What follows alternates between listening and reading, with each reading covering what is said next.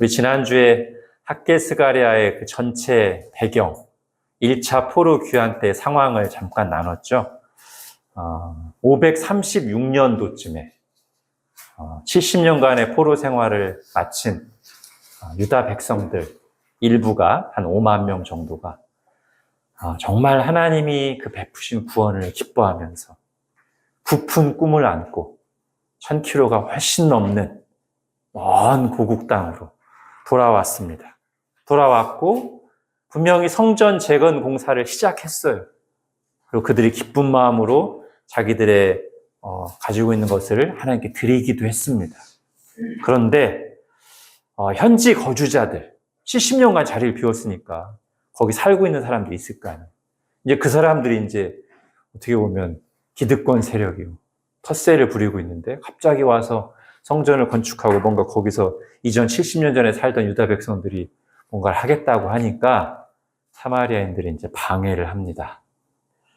그리고 에스라서에 보면은 이 사람들이 그냥 자기들만 반대하는 게 아니라 공권력의 힘을 동원해서 방해하려고 막 관리들한테 뇌물도 주고요.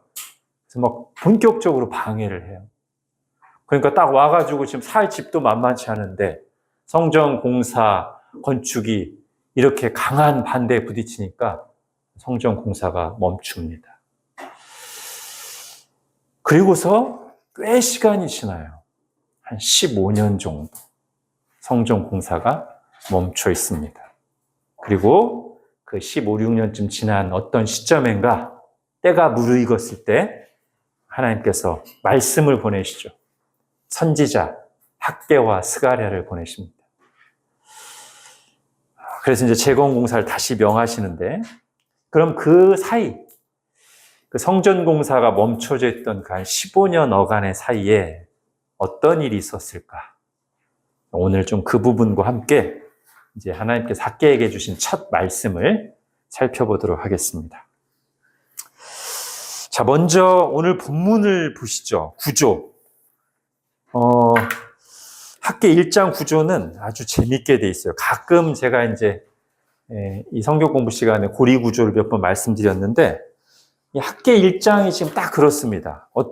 날짜로 시작해서 날짜로 끝나요. 1장 1절에 보시면 다리오 왕 제2년 여섯째 달 그 달 초하루에 이렇게 시작해서 1장 맨 끝에 보면 15절에 그때는 다리오 왕 제2년 여섯째 달 24일이었더라 이렇게 끝납니다. 자, 날짜로 시작해서 학개서 1장은 날짜로 시작해서 날짜로 끝납니다. 그런데 이것만 대칭 구조로 되어 있는 게 아니라 잘 보면 전체적으로가 이렇게 대칭 구조로 되어 있어요. 그래서 1장이 날짜 나온 뒤에 1장 뒷부분부터 해서 2절까지는 이제 하나님이 말씀이 임했다는 것, 그리고 그 하나님의 말씀이 임할 당시 하나님의 말씀이 임했을 때 그 당시에 백성들의 마음 상태가 어땠냐? 특히 뭘 향한 마음 상태냐면 성전 건축에 대한 마음 상태가 어땠는가? 자, 2절 보십시오. 이 당시 처음 이제 말씀이 임할 당시에 유다 백성들의 성전 건축에 대한 마음 상태가 어땠냐면 다들 그냥 아유 지금 성전 건축할 때가 아니지. 아니야 지금 하나님의 때 아니야. 하나님의 때? 그럼 언제가 하나님의 때일까? 그러면 모르지. 이런 상태였어요. 하나님의 때가 아니다. 불과 20며칠 전에 저렇게 반응했었어요. 근데 이제 중간은 좀 있다 하고 이제 마지막 그 12절부터 14절에 보면 역시 하나님의 말씀이 임했다는 내용이 나오면서 이때 백성들의 상태, 백성들의 마음 상태, 특히 뭐를 향한 성전 건축을 향한 백성들의 마음 상태가 어떻게 바뀌어요? 12절, 14절에 보니까 하나님이 그들의 마음을 감동하셔가지고 이제 이 사람들이 하나님을 막 경외하는 마음으로 성전 건축 가자! 그전합니다. 이때가 한 24일이에요. 6월 24일. 이때는 6월 1일. 불과 20일 만에 10몇 년 동안에 지속되어 오던 이 마음이, 아이, 지금 하나님 때가 아니야, 이러던 마음이 20 며칠 만에 완전히 바뀌어요. 대반전이 일어납니다. 성전 건축 합시다! 막 다 같이 마음을 모아서 일어납니다. 자, 그러면 이 사이에 어떤 내용이 있었던 건가? 이게 바로 이제 이 말씀이 임했다고 했는데, 그 말씀의 내용이 이제 중심부에 들어가 있는 거예요. 이 말씀의 내용이. 근데 이 말씀의 내용 역시 대칭 구조로 돼 있는데, 바깥에 싸고 있는 말씀은 뭐냐면 책망, 그리고 현실 해석이 있어요. 어디입니까? 3절부터 7절까지. 이런 말씀이 이제 양 바깥을 싸고 있고요. 그 다음에 이제 이 중앙에 뭐가 있습니까? 바로 오늘 요절 말씀 8절. 네. 성전 건축에 대한 명령과 약속이 들어가요. 자, 그 부분을 한번 읽어볼까요? 오늘 요절 말씀 8절 같이 읽겠습니다. 시작. 너희는 산에 올라가서 나무를 가져다가 성전을 건축하라. 그리하면 내가 그것으로 말미암아 기뻐하고 또 영광을 얻으리라. 나 여호와가 말하였느니라. 예.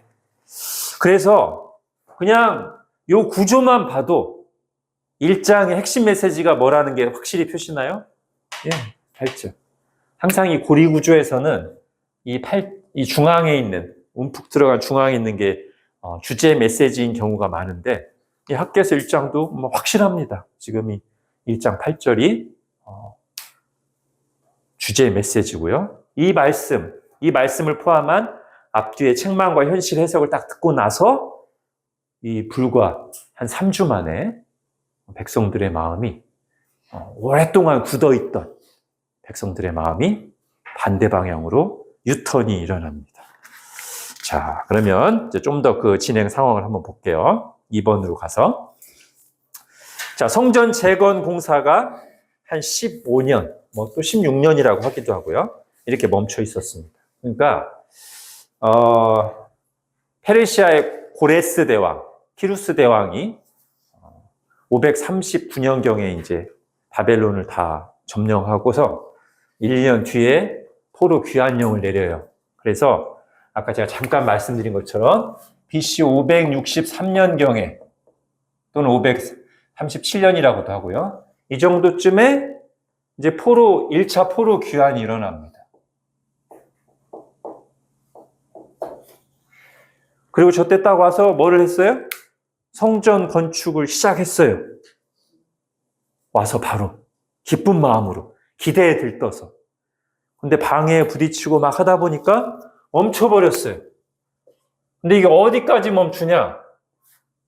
우리 지금 1장 1절에 나오는 다리오 왕 제2년. 이거 우리 30시간 했죠? 이때가 연대로 하면 언제냐면 BC 520년이에요. 그래서 이만큼 멈춰 있었어요.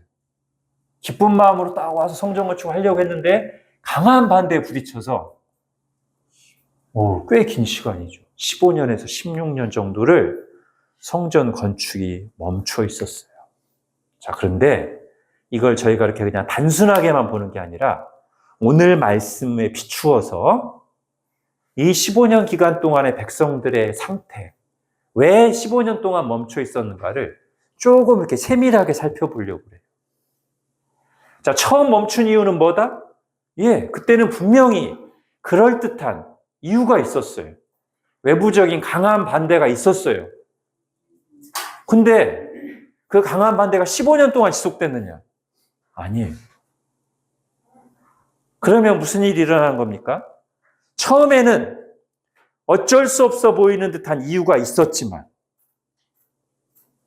실제로 매우 힘든 문제였어요. 근데 그 다음에는 그 어쩔 수 없어 보이는 듯한 강한 현실적인 문제, 외부 문제가 없어지거나 약해졌음에도 불구하고 멈춘 상태로 그대로 가는 거예요. 아마 최근에 이제 우리의 상황에 비춰보면 처음엔 코로나 때문에 예배당에 못 나왔어요. 온라인 예배를 드렸어. 근데 코로나 끝났어요. 그럼 나와야지. 근데 안 나오고 지금 한국교회 많은 신자들이 코로나 끝났는데도 그때 습관이 남아있어서 그냥 온라인 예배 드리거나 제대로 뭐 교회 활동을 안 하고 있는 사람도 있다고 그래요.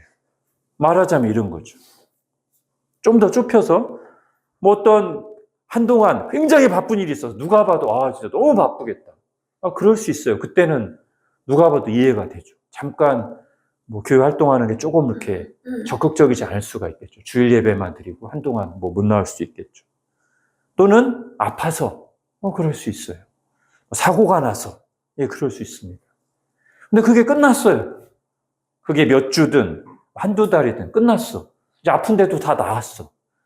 막 굉장히 바쁜 일도 이제 지나갔어요. 그럼 다시 원래 자리로 돌아와야 되는데 그냥 거기서 그냥 관성이 되고 이제 그게 편해. 자, 여기서부터는 더 이상 환경의 문제가 아니라 이제 무슨 문제예요? 내면의 문제예요. 영적인 문제인 거예요. 자, 이제 조금 있다가 이 부분 할 때 책망 나오잖아요. 하나님한테 혼나거든요. 왜 혼나겠어요? 정말 강력한 이 방해가 있고 막 누가 봐도 힘들다 그러면 하나님 책망보다는 위로를 하시고 힘주시고 했을 거예요. 근데 지금 이 15년 동안 멈춰 있었던 것은 그것만이 아니었던 거예요. 나중에는 다른 이유로 그냥 관성으로. 관성이 조금 지나가면 어떻게 되냐면 이제 고착화돼.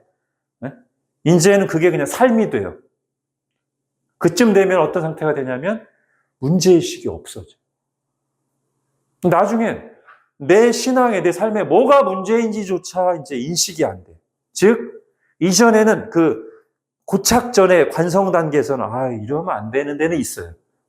해야 되는데 그냥 귀찮아서 이러고 있는데 이게 좀 더 지나서 고착화되면 그냥 신앙생활을 이렇게 하는 거예요. 그냥 주일날만 예배만 드리고 그냥 아무것도 안 하는 게 그냥 당연해. 아니면 온라인 예배 드리는 게 그냥 당연해. 이제 회복돼야 된다는 생각조차 뭐가 회복돼야 되는지도 모른 채 갈 수 있어요. 제가 이렇게 말하겠습니다. 우리가 너무나 큰 은혜를 받았기 때문에 사실 우리의 신앙 활동은 굉장히 적극적인 게, 열심인 게 당연한 거예요. 그게 정상인 거예요. 그죠? 이게 기본 인식이 있어야 됩니다. 그냥 주변에서 다 안 그러니까. 또 우리도 어떤 이유 때문에 멈춰 있었다가 그게 열심 없는 신앙이, 미지근한 신앙이 당연한 게 되면 이게 좀 아까 제가 말한 고착 단계인 거예요. 정상적인 게 아니에요. 우리 주님이 뭐라고 하십니까? 미지근해서 내가 토해버리고 싶다. 차든지 뜨겁든지 하라 그러잖아요. 근데 어떤 이유론가 딱 뭔가 이렇게 미지근해졌으면 문제가 지난 다음에 다시 계속 이러면 안 돼. 뜨거워져야 되는데 그냥 계속 그 상태로 미지근한데. 그러면서 얘기합니다. 지금 여호와의 전을 건축할 때가 아니야. 마음속에서는 하기 싫어. 힘들어. 귀찮아. 피곤해. 이런 상태인 거죠. 자, 또는 이럴 수도 있어요. 제가 지금 이제 조금 약간 이렇게 영적 침체 빠진 경우를 말씀드린 거고, 또 하나는 이럴 수가 있습니다. 제가 여기가 이제 기준선이에요.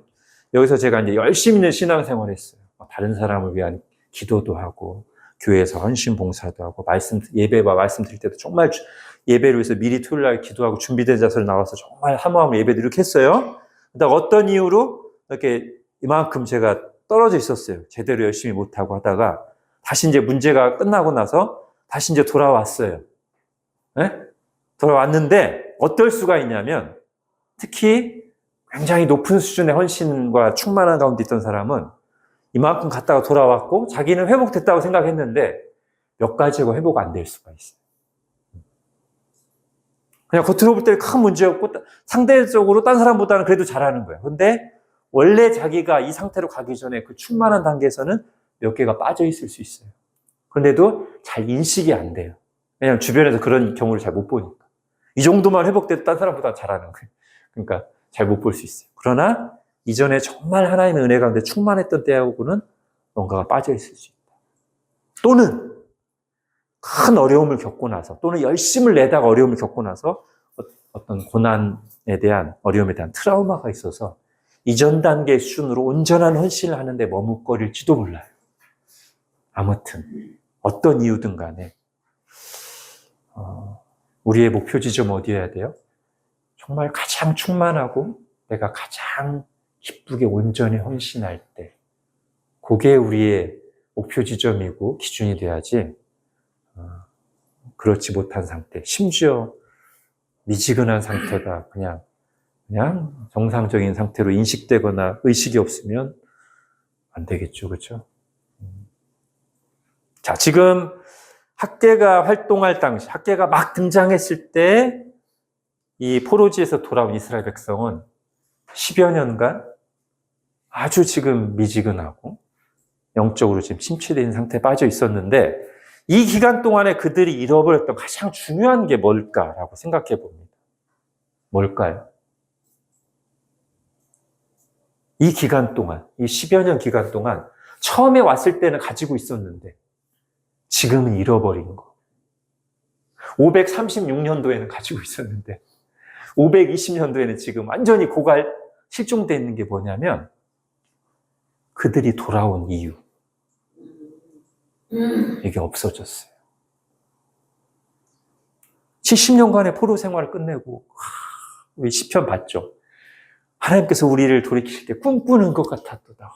정말 찬양하면서 와서 성전 건축에 대한 그런 막 사명감을 가지고 왔어요. 이때 그랬단 말이에요.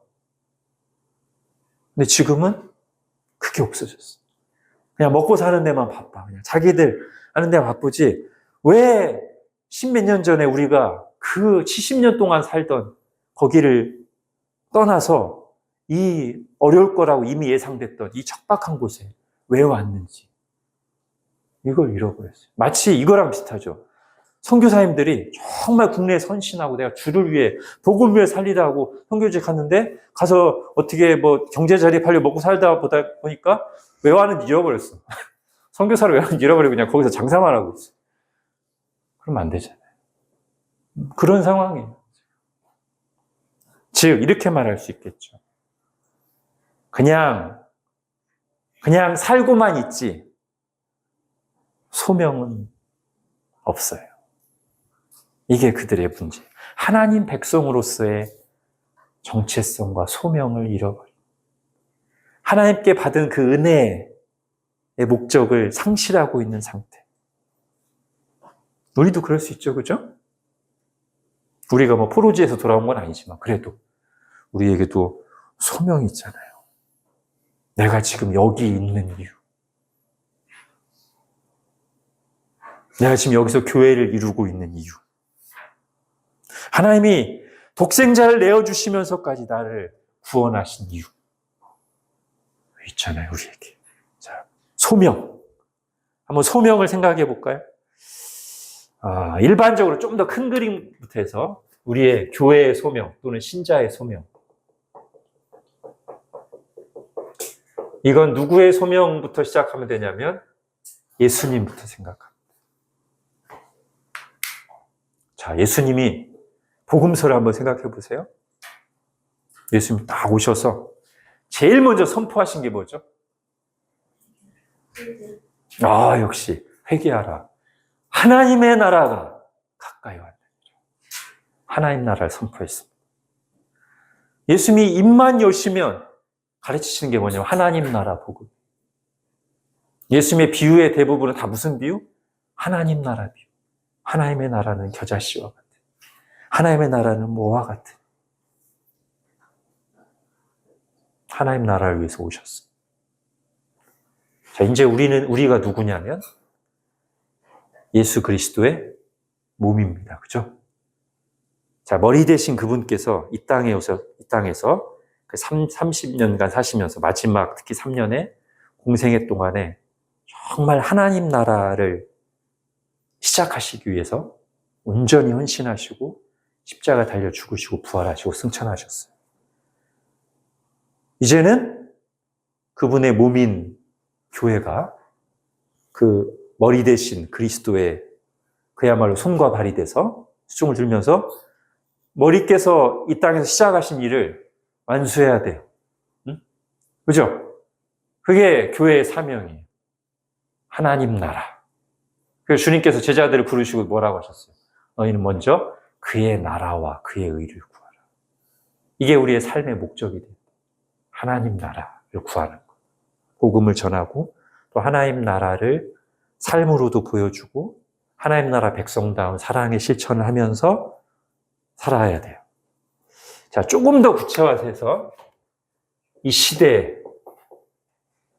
우리의 소명. 제가 요즘 이 생각을 좀 많이 합니다. 마침 학계 스가랴가 소명과 굉장히 관련이 있어서 좀 더 이 부분을 묵상했는데요.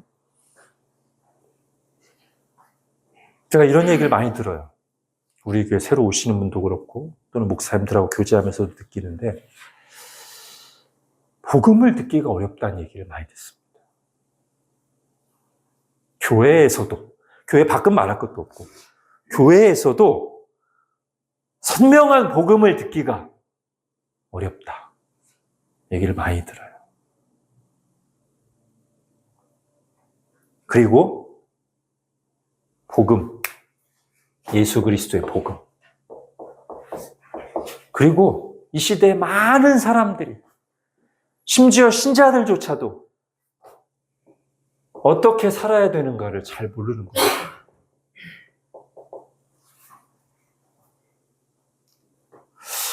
저는 이거를 점점 더 강하게 느끼면서 이게 어떤 무거운 소명의식으로 저에게 와닿습니다. 선명한 복음을 아는 자로서 그리고 하나님의 말씀을 통해서 어떻게 살아야 되는지를 밝히 아는 자로서 그리고 이렇게 주님의 은혜 가운데 은혜로운 교회를 이루어서 이것을 온전하진 않지만 여전히 부족하지만 그래도 어느 정도 나누고 누리고 있는 사람들로서 무거운 책임감을 느낍니다. 이거 우리만 가지고 있으면 안 되는데. 한 사람이라도 더 복음 전하고 싶다. 정말 그래요.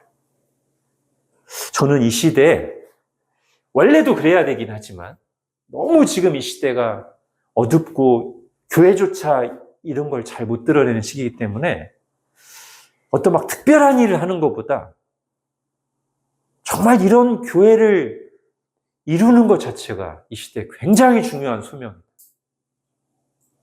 이 시대에 이런 교회가 교회로 서 있는 것, 네, 굉장히 중요한 소명이라고 생각합니다. 우리가 만약에 그런 은혜를 입었다고 생각한다면 정말 우리는 그런 소명의식을 가지고 있어야 돼요. 이거를 정말 잘 비추고 드러내야 되겠다. 당연하게 여기지 않고 정말 감사하면서 그래서 저는 좀 이런 거를 나누고 싶었어요. 우리 여러분들하고 제 속에 굉장히 무거운 그런 소명감이 드는데 이거는 같이 해야 될 거잖아요. 우리 교회가 정말 이런 시대적인 소명의식을 가지고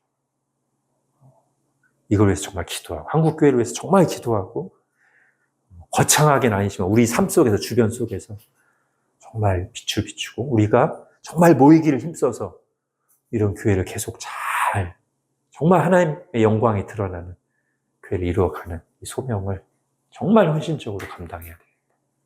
감사하면서 이런 생각을 해봅니다. 자, 그런 가운데 우리 또 각 개개인의 소명 있잖아요. 그죠? 각자 교회와 가정에서의 자기 역할, 또 직업 소명 이런 것들을 잘 감당해야 되겠죠. 이런 것들이 없거나 희미해져 버리면 우리도 520년의 유다 백성들처럼 그냥 먹고 사는 거예요. 하나님의 백성인데 하나님 우리 이 땅에 두신 목적을 잃어버린 채 그냥 먹고 살기만 하는 안타까운 상황이 되는 거예요. 자, 이런 상황에 있던 유다 백성들에게 이제 하나님이 찾아오셔서 이 세 가지를 말씀하십니다. 책망, 현실 해석, 그 다음에 명령 약속 하나씩 볼게요. 자, 먼저 책망의 말씀 4절 오늘 본문 4절 같이 읽겠습니다. 시작. 이 성전이 황폐하였거늘 너희가 이때 판벽한 집에 거주하는 것이 옳으냐. 판벽한 집은 이제 영어 성경으로 보니까 거의 대부분 패널드 하우스, 우리말 판넬집. 이 당시 판넬집이면 이제 굉장히 잘 꾸며진 집이에요. 그래서 새 번역에 보면 잘 꾸민 집 이렇게 돼 있어요. 판벽한 집. 하여튼 그 뜻입니다. 하나님 그것에 대해서 아주 분명하게 비교하시면서 책망하세요. 그러니까 뒷부분만 떼서 판벽한 집에 사는 게, 신자가 판벽한 집에 사는 게 잘못인가? 아닙니다. 그 자체만은 문제가 없어요. 문제는 그 앞이랑 연결해서 하나님의 집은, 성전은 짓다 말고 지금 자재들이 여기저기 널려 있고 성전 안에 모이기도 힘든 상태로 십수년째 방치되어 있는데, 그런 상태에서 너희만 잘 꾸민 집에 사는 것이 과연 옳으냐? 주님이 옳고 그름을 따지고 계십니다. 그게 옳으냐? 지금 이 상태가 지금 정상이냐? 말씀하시는 거예요. 이건 지금 경제적인 이유도 아니에요. 그죠? 각자 자기들 판넬집에 사는 거 보니까 돈이 없는 것도 아니야, 지금. 그런데도 성전은 십수년째 황폐한 채로 나와 있어요. 자, 다시 좀 전의 말씀과 연결해서 한번 이렇게 볼게요. 잘 보시면 학개서에는요, 이스라엘의 어떤 우상숭배나 비윤리적인 악행을 꾸짖는 말씀이 없어요. 보통 그 앞에 선지서자들이 그걸 많이 꾸짖었잖아요. 학개서에는 그런 내용 없어요. 지금 그것 때문에 하나님 책망하시는 게 아니에요. 즉, 하지 말아야 될 못된 짓을 했다고 책망하시는 게 아니라, 그럼 지금 뭘 꾸짖으시는 거예요? 마땅히 해야 할 사명을 감당하지 않고 있는 것에 대해서 책망하는 것입니다. 또 다르게 말하면 지금 포로지에서 돌아온 이들이 감당했어야 될 시대적인 소명을 저버리고 방치한 채 자기들 잘 먹고 잘 사는 거에만 우선순위가 가 있는 것에 대해서, 즉 우선순위가 깨져 있고 하나님이 삶의 변두리에 밀려나 있는 것에 대해서 지금 하나님이 책망하시는 거예요. 그게 옳으냐? 저는 달란트 비유도 약간 이런 느낌이거든요. 예수님이 마태복음 25장에서 달란트 비유 하시잖아요. 거기서도 보면 그 한 달란트 받은 사람이 나중에 그냥 그 비유의 뉘앙스로 봤을 때는 거의 지옥 심판 떨어지는 것 같은 판결을 받잖아요. 근데 그 사람의 죄가 뭐죠? 5달란트, 2달란트 받은 사람, 2달란트죠. 5달란트, 2달란트 받은 사람과 비교해서 1달란트 받은 사람의 문제가 뭐냐고요. 예, 우상 숭배했거나 어떤 막 못된 짓을 한 내용은 없거든요, 거기에. 그 사람의 문제는 하나님이 하나님의 영광을 위해서 사용하라고 주신 달란트를 하나님 위에 일하는 게 싫어서, 자기 삶을 즐기고 싶어서라든지 또는 다른 이유로 그냥 그거 묻어두고 은행이라도 맡겼으면 조금이라도 이자라도 없었을 때 그게 관심이 없어. 하나님의 일에 대해서 관심이 없고 묻어두고 그냥 뭘 했는지 모르겠어요. 꼭 나쁜 짓은 안 했을지도 몰라요. 그러나 아무튼 하나님을 위해서 살진 않았어요. 소명을 감당하진 않았다고. 그것에 대해서 예수님이 마지막에 이 악하고 게으른 종, 이 악한 종아라고 말씀하십니다. 사실 이게 성경이 말하는 거예요. 그죠? 우리 지금 10계명 하고 있는데, 최근에 이제 5계명부터 10계명까지 해서 이웃사랑 계명을 많이 했지만, 그 앞에, 그보다 먼저 나오는 1에서부터 4계명이 뭐예요? 하나님을 향한 계명이잖아요.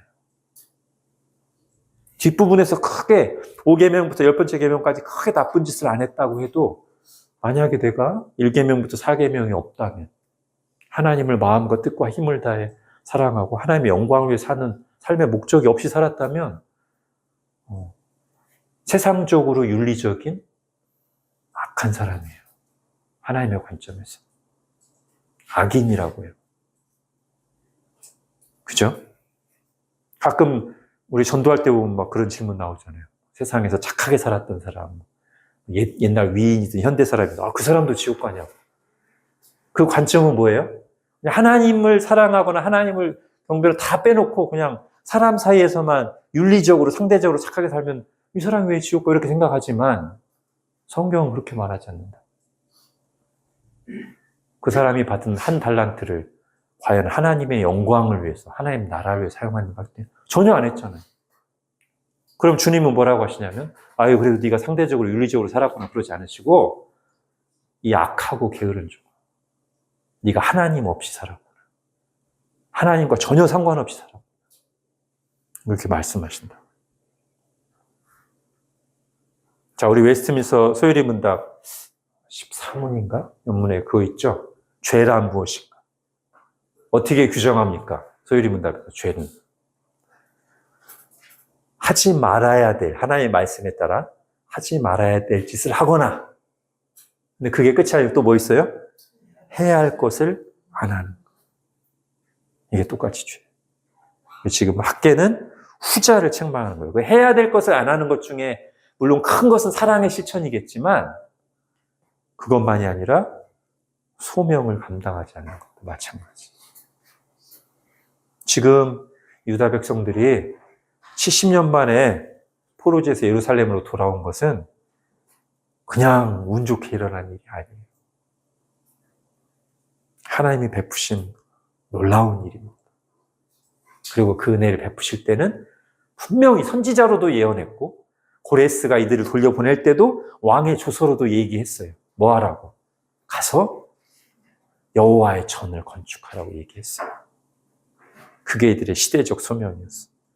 근데 어느 순간, 처음에는 어려웠다 치지만 어느 순간 십몇 년의 기간을 그 소명을 놓친 채 그냥 자기 집만 잘 꾸미고 편안하게 큰 문제 없이 사는 삶으로 무너져 있었어요. 자, 그 다음 이제 현실 해석을 보겠습니다. 근데 오늘 본문을 잘 보면요, 하나님께서 이렇게 선지자를 통해서 찾아오셔서 책망하시기 전에, 즉 말씀이 임하기 전에, 사실은 얼마 전부터 또는 몇 해 전부터 하나님의 사전 작업이 섭리 가운데 있었다는 것이 오늘 말씀을 통해서 발견됩니다. 여러 군데서 얘기하고 있는데 우리 9절만 한번 읽어볼까요? 9절 같이 읽겠습니다. 시작. 너희가 많은 것을 바랐으나 도리어 적었고 너희가 그것을 집으로 가져갔으나 내가 불어버렸느니라. 나 만군의 여호와가 말하노라. 이것이 무슨 까닭이냐? 내 집은 황폐하였으되 너희는 각각 자기의 집을 짓기 위하여 빨랐음이라. 예. 이 내용이 이제 앞뒤로 많이 나오거든요. 이게 무슨 말씀이죠? 이 십몇 년 동안 내내 그러진 않았을 수 있어요. 근데 어느 시점에선가부터 이들이 자기 집을 짓는데 이렇게 열심을 내고 막 먹고 살려고 하는데 뭔가 이게 열심을 내는 만큼, 수고한 만큼 열매가 없고 자꾸만 크고 작은 이런저런 문제들이 생겨요. 응? 하나님은 내가 그랬다고 말씀하십니다. 내가 그랬다. 니네 좀 깨달으라고. 정신 차리라고. 자, 우리가요, 욥기를 통해서 교훈을 얻어서 우리 삶에 일어나는 고난들에 대해서, 어려움들에 대해서 너무 기계적인 인과응보를 해석하지 않도록 주의해야 돼요. 그죠? 특히 다른 사람의 고난에 대해서. 저 사람이 딱 어려움을 보고, 아이고, 저 사람도 죄졌구나. 이렇게 가지 않도록 주의해야 되지만, 그러나 우리가 성경을 잘 보면 우리에게 일어나는 어려움들에 대해서, 고난에서도 너무 쉽게 그냥, 뭐 살다 보면 그럴 수 있지. 그렇게 하는 것도 바른 태도가 아닙니다. 우리는 나의 삶 전체가 하나님의 섭리 가운데 있다는 걸 믿는 사람들이기 때문에 계속 이렇게 어려움들이 발생한다면 당연히 어떤 자세를 가져야 되냐면 하나님 앞에 나가서 하나님 왜 줘? 여쭙고 자기 삶을 돌아보고 말씀에 더욱 귀 기울이고 이런 식으로 가는 게 너무 마땅해요. 그죠? 더군다나 만약에 내가 뭔가 신앙적으로 이렇게 열심히 안 내고 있거나 문제가 있거나 뭐 그런 상황이 있는 상태에서 이런 일이 있다면 더더군다나 그렇게 자신을 돌아보고 하나님께 여쭙고 기도해야지. 그러지 않고 그냥 에이 하나님 그렇게 쪼잔한 분 아니셔 하면서 자기 일어나는 고난에 대해서 그냥 아무렇지도 않게 다 넘겨버리면 야 이런 봐라 내가 계속 경고를 보내는데도 이게 신앙 좋은 척하면서 아이 전 자유합니다. 계속 고난해 주시는데 아이 전 자유예요. 그냥. 우리 하나님 인자하신 분이시죠. 그러면 안 돼요. 하나님은 그렇게 말씀하지 않으십니다. 너희들 계속 니네만 위해서 열심히 사는데 뭔가 수고한 만큼 열매가 없지. 자꾸 이런저런 문제가 생기지. 내가 그랬어. 내가 그랬다고. 왜? 내 집은 황폐할 수도. 너희의 신앙은 지금 침체돼 있고 나태해지고 미지근한데 자기 먹고 사는 일에만 바쁜 걸 보고 내가 정신 차리라고 그렇게 한 거야. 너희들의 소명을 잃어버렸기 때문에 그렇게 한 거야. 말씀하십니다. 저도 그냥 개인적으로 제가 영적 침체에 있다가 회복될 때 고난이 한몫한 경우가 많이 있었던 것 같아요. 물론 은혜로 하실 때도 있고요. 자, 이렇게 책망을 하시고 현실 해석을 해주신 뒤에 이제 정말 주님이 하고 싶으신 말씀. 그래서 나의 책망을 귀 기울여 듣고 내가 해석해주는 방식으로 너희의 그동안의 삶을 잘 돌아보고 아, 그래서였구나 라고 바르게 받아들였다면 이제 내가 진짜 하고 싶은 이 말을 듣고 실천으로 옮기거라. 그게 뭐예요? 너희는 산에 올라가서 나무를 가져다가 성전을 건축하라. 내가 그것으로 말미암아 기뻐하고 또 영광을 얻으리라. 자, 명령과 약속의 형태로 되어 있는데요. 자, 이 명령 부분이 잘 보면 굉장히 구체적이에요. 그죠? 그냥 성전을 건축하라고 하지 않고 산에 올라가서 나무를 가져다가 성전을 건축하라. 구체적인 행동, 수고, 헌신을 명하십니다.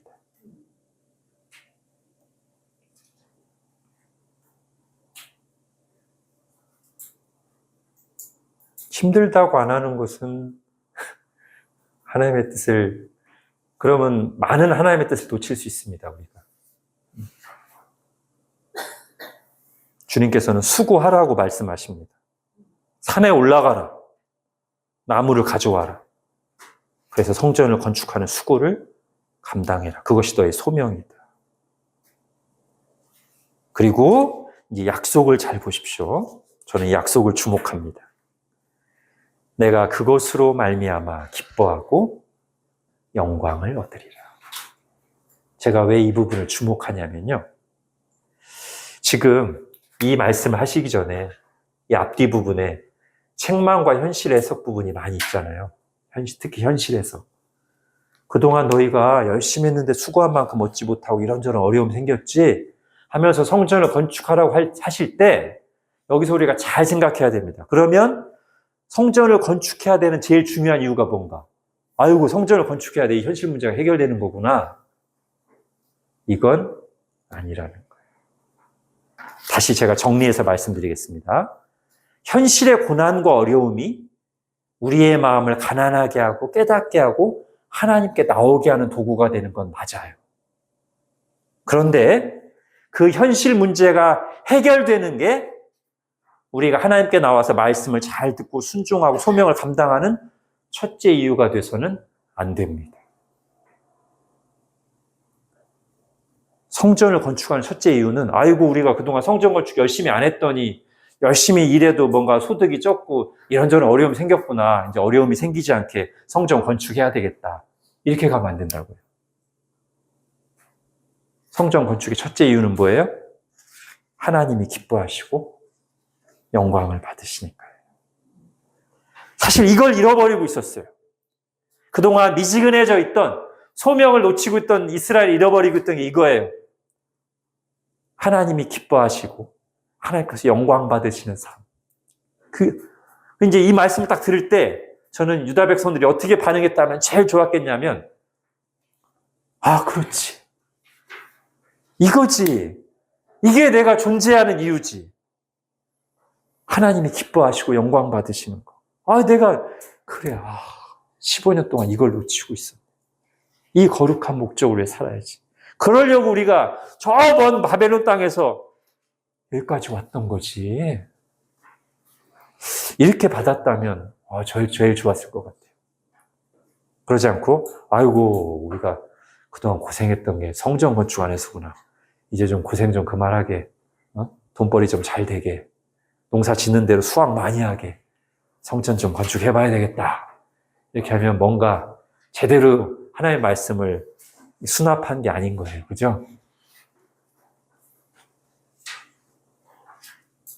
그리고 저는 하나님의 말씀을 들었을 때, 또는 하나님께서 우리에게 은혜 주신다고 할 때, 정말 일어나야 될 제일 중요한 일, 제일 큰 은혜는, 물론 우리의 현실 문제도 해결되는 것도 필요해요. 그것도 은혜고 감사할 일이에요. 근데 정말 우리가 은혜 받았다고 할 때, 우리에게 일어나야 될 제일 큰 일은 바로 이 삶의 목적이 회복되는 거예요.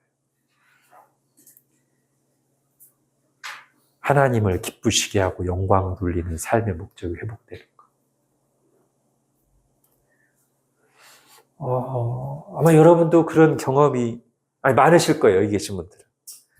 정말 제가 분명히 말씀드릴 수 있는 거예요. 언제 정말 제가 가장 제 마음이 막 고향되고 막 머리털이 서고 충만하냐면, 이 마음이, 은혜 받아서 이 마음이 제 속에 있을 때. 막 원하던 게 잘 되고, 그거는 사실 감사하죠. 근데 잠깐 반짝이고 막 전율이나 이런 건 사실 없어요. 그냥 잘 됐으니까 좋은 것 뿐이에요. 근데 은혜 받아서 제 속에 이 마음이 충만해질 때, 그때는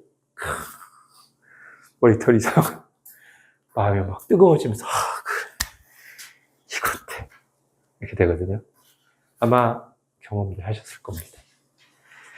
저는 이 말씀을 딱 들었을 때 유다 백성들 속에 그런 변화가 있었겠죠? 성경에 안 나오니까 정확히 알 수는 없어요. 저는 그런 일이 매 주일마다 일어났으면 좋겠습니다. 우리 자녀들에게도. 자, 그런 의미에서 에베소서 5장 10절 한번 찾아볼까요?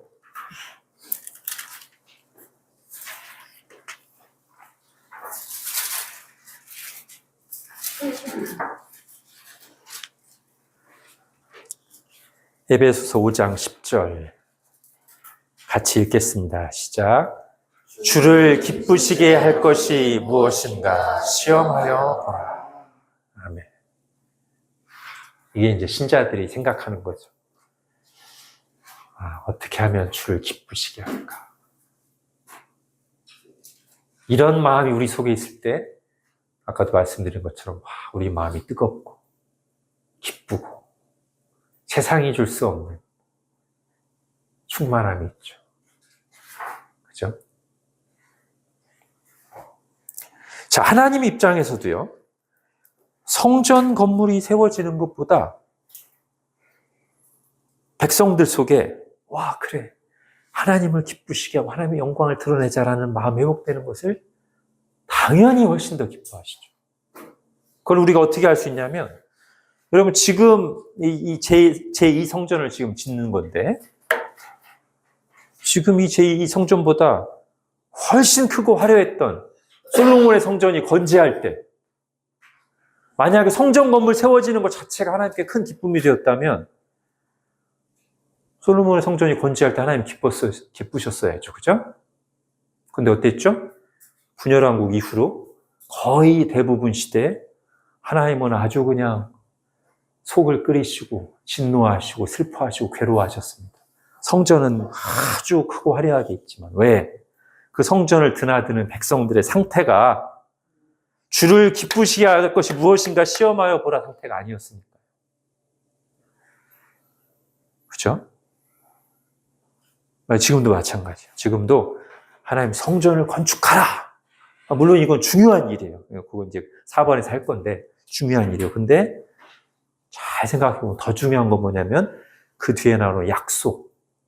그 약속이 백성들의 마음과 싱크가 될 때 하나님 얼마나 기뻐하시겠어요.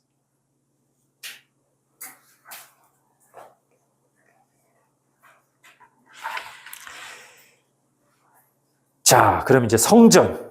근데 이제 성전도 중요합니다. 그렇다고 또 성전 건축을 너무 소홀히 하면 안 되고. 자, 성전 재건의 의미를 한번 생각해 보고 이제 마치겠습니다. 자, 핫게스가라의 중요한 주제가 이제 성전 또는 성전 건축인데, 자, 먼저 성전이 무엇인가를 한번 오늘 본문에서 좀 찾아볼게요. 13절. 이제 이 성전 건축을 하라는 말씀을 딱 듣고 나서 백성들의 마음이 이제 뜨거워져서 성전 건축을 다시 이제 재개하려고 재개할 때 하나님이 핫게를 보내셔서 한 말씀 또 딱 하십니다. 그게 13절에 나오는데요. 같이 읽겠습니다. 시작. 그때 여호와의 사자 핫게가 여호와의 위임을 받아 백성에게 말하여 이르되 여호와가 말하노니 내가 너희와 함께 하노라 하니라. 아멘. 내가 너희와 함께 하노라. 자, 이것이 이제 성전이 가지는 중요한 상징적인 의미입니다. 즉, 이스라엘 예루살렘에 성전이 있다는, 하나님의 성전이 있다는 것은 하나님이 모든 민족, 모든 세상의 주인이시지만 특별히 그 중에 이스라엘 백성을 당신의 백성으로, 당신의 이름으로 불리는 백성으로 선택하셨고 지금 하나님께서 그들과 함께 거하신다는 것을 보여주는 그게 성전이란 말이에요. 건물 성전. 그러니까 지금 내가 너희와 함께 하노라, 성전을 딱 재건하는 그 상황에서 내가 너희와 함께 하노라 하는 것이 이 성전 재건의 의미를 밝혀주는 거예요. 하나님이 진짜로 성전에 이렇게 그 안에 딱 사시는 건 아니고요. 그죠? 솔로몬이 성전을 지으면서 하늘들의 하늘이라도 하나님을 감당하지 못할 텐데 제가 지은 이 쬐끄만 건물이 무슨 하나님이 거주하시는 곳이 되겠습니까? 라고 바르게 고백했죠. 예, 하나님 그런 분이세요. 그런데 오늘 9절에 보면 하나님이 성전을 가리켜서 내 집이라고 말씀. 내 집은 황폐하다. 왜? 어떤 의미에서 내 집이라고 하시는 거예요? 하나님이 마치 거기에 거주하시기라도 하시듯이 하나님께서 지금 이스라엘 백성들과 함께 하신다는 것을, 그리고 바로 그 성전을 통해서 자기 백성과 만나 주신다는 뜻에서 내 집이라고 말씀하셨어요.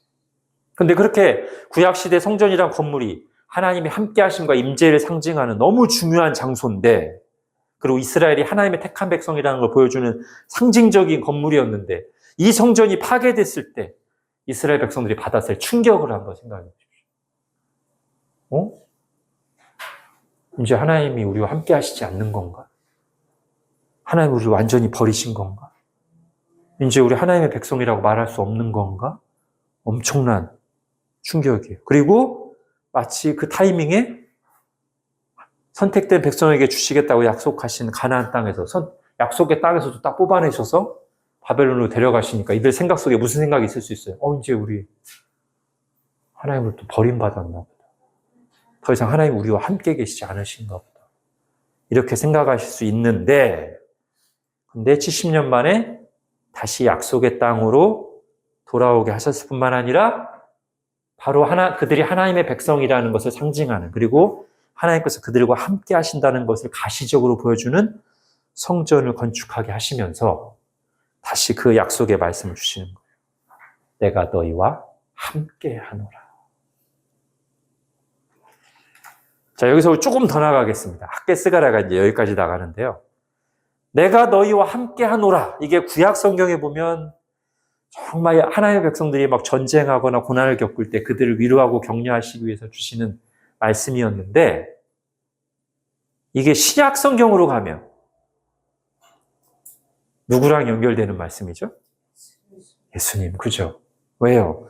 그 예수님의 이사야서 7장부터 9장의 예수님의 탄생 예언에 보면 예수님이 어떤 분이신가를 보여주는 여러 이름들이 나와요. 그죠? 이사야 9장에는 기묘자, 모사, 전능하신 하나님, 영존하신 아버지 이렇게 나오는데 그 이름들보다 제일 먼저 이사야 7장에 처녀가 잉태하여 아들을 낳을 것이라고 하면서 예수님의 이름을 뭐라고 말하죠? 임마누엘이라고 합니다. 이를 번역한즉 하나님이 우리와 함께 계신다. 지금 예수님, 지금 하나님이 내가 너희와 함께하노라 말씀하시는데 예수님의 존재가 어떤 존재냐면 내가 너희와 함께 하나님이 우리와 함께 하신다 그런 뜻이단 말이에요. 그러면 이 임마누엘이라는 말은 한편으로는 예수님이 본체가 하나님이시라는 것을 간접적으로 증명해 주는 말씀인 동시에 오늘 이 문맥에서 본다면 예수님이 바로 성전의 진정한 성취라는 것을 보여주는 거예요. 그러니까 구약시대의 건물 성전은 예표고 상징이고 그림자예요. 하나님이 우리와 함께 하신다는 걸 보여주는 예수님의 성육신이야말로 진정으로 하나님이 우리와 함께 하신다는 걸 보여주는 진정한 성전이라고 할 수 있단 말이에요. 그런데 그 예수님이 다윗 언약에도 보면 다윗의 자손에게 그가 성전을 건축할 것이다라고 했는데 예수님이 그럼 어떤 성전을 건축하셨어요? 예수님이 진정한 성전 또는 성전을 건축하신다는 예언이 있는데 예수님이 건축하신 성전이 뭐예요? 예, 다 맞습니다. 자, 두 군데만 찾아볼게요. 요한복음 2장.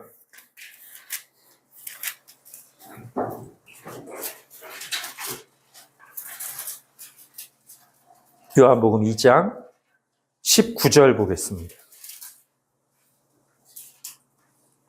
19절부터 21절까지 예수께서 대답하여 이르시되 너희가 이 성전을 헐라.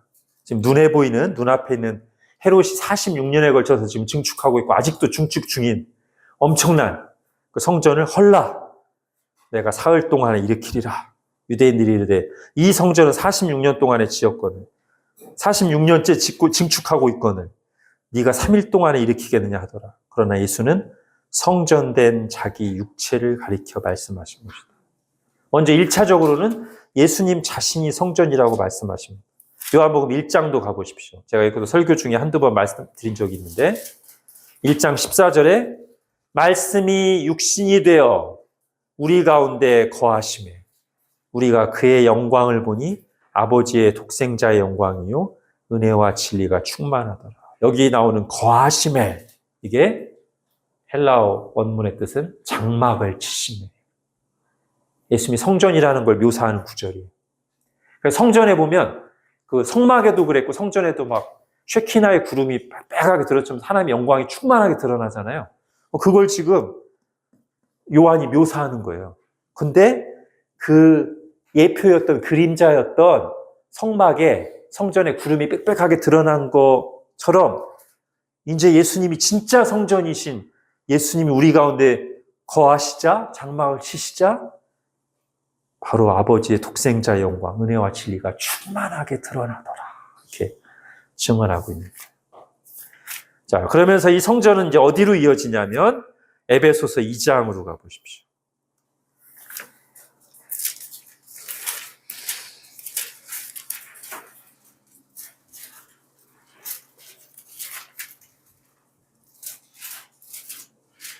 에베소서 2장 20절부터 22절까지 여기는 같이 읽겠습니다. 시작. 너희는 사도들과 선지자들의 터 위에 세우심을 입은 자라. 그리스도 예수께서 신이 모퉁이 돌이 되셨느니라. 그의 안에서 건물마다 서로 연결하여 주 안에서 성전이 되어가고 너희도 성령 안에서 하나님이 거하실 처소가 되기 위하여 그리스도 예수 안에서 함께 지어져 가느니라. 예. 바울이 지금 바로 교회, 건물 교회 말고, 교회당 말고, 믿는 자들의 공동체인 이 교회가 지금도 세워져 가고 있다. 우리가 바로 성전이다. 그렇게 말해주고 있습니다. 자, 그러므로 포로 귀환 후에 이 성전 재건의 의미는 단순히 무너졌던 특별한 건물을 다시 세우는 정도가 아니고요.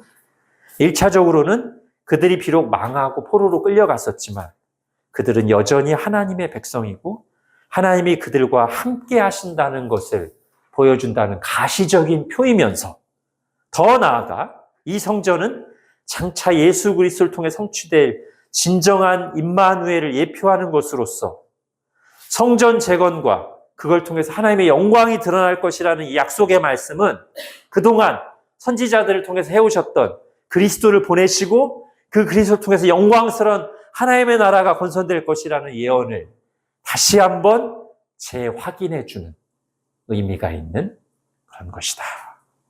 자, 그 내용은 이제 다음 시간에 학개서 2장에서 더 분명하게 드러날 것입니다.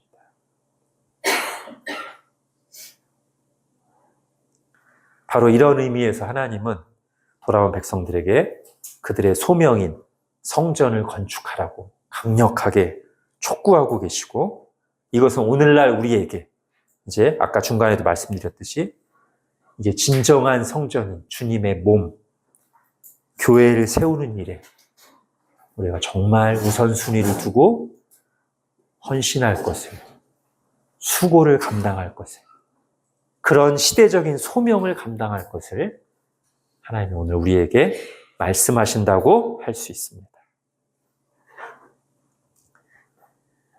자, 이제 엔딩 묵상을 한번 보십시오. 사탄은 분리시키는 자입니다.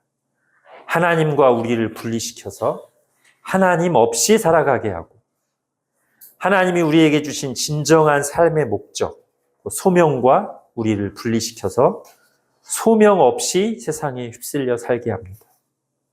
이런 우리를 다시 하나님께로 이끌고 하나님이 주신 소명을 발견하게 해주는 것들로 무엇이 있는지 생각해 보십시오. 뭐가 있을까요? 우리가 세상에 살다 보면 자꾸 하나님 없이 살게 되고 하나님이 주신 소명을 잃어버리고 그냥 먹고 사는 거에만 마음을 빼앗겨 살게 되는데 그런 우리로 하여금 다시 내가 하나님의 백성이지. 내게 소명이 있지. 내가 지금 여기 있는 이유가 있지. 하나님 나라를 구하는 것이지. 라는 것을 다시 깨닫게 해주고 다시 그런 소원을 일으켜주는 하나님이 사용하시는 도구들로 뭐가 있겠습니까? 말씀, 그죠? 말씀이 우선 첫째고요. 또 좀 더 이제 그 말씀을 이 선포되는 그리고 그 말씀을 가지고 교제를 하는 교회. 저는 말씀과 교회가 분리되면 안 된다고 생각합니다. 그것이 성경의 방향입니다. 네. 교회에서 말씀이 바르게 선포돼야 되고 우리는 교회에서 함께 교회를 이루면서 서로 말씀으로 격려하고 말씀을 중심으로 교제를 나누면서 다시 저 사람이 나누는 얘기를 듣고 나도 내 얘기를 하면서 그렇지 서로 그렇지 우리가 지금 함께 하나님 나라를 세워가는 사람들이지 이렇게. 또 뭐가 있을까요? 오늘 본문에도 잠깐 제가 중간에 내용이 나왔는데 하나님의 사전 작업 고난, 그죠? 고난도 때론 그 고난 자체만은 아니지만 고난이 우리로 하여금 세상에 한껏 빠져 있다가 우선순위를 놓치고 있다가 미지근해져 있다가 아차 하고 다시 우리 마음을 하나님께로 돌이키게 하는 하나님의 도구가 될 수 있습니다. 그리고 우리가 말씀을 붙잡고 정말 기도할 때 하나님이 그 말씀을 머리에서 우리 가슴으로 내려오게 하셔서 우리 마음을 뜨겁게 하셔서 하나님을 기쁘시게 하고 하나님의 영광을 위해 살아야 되겠다. 소원을 일으키시죠. 자, 여기까지 하겠습니다. 혹시 질문 있으시면 질문해 주세요.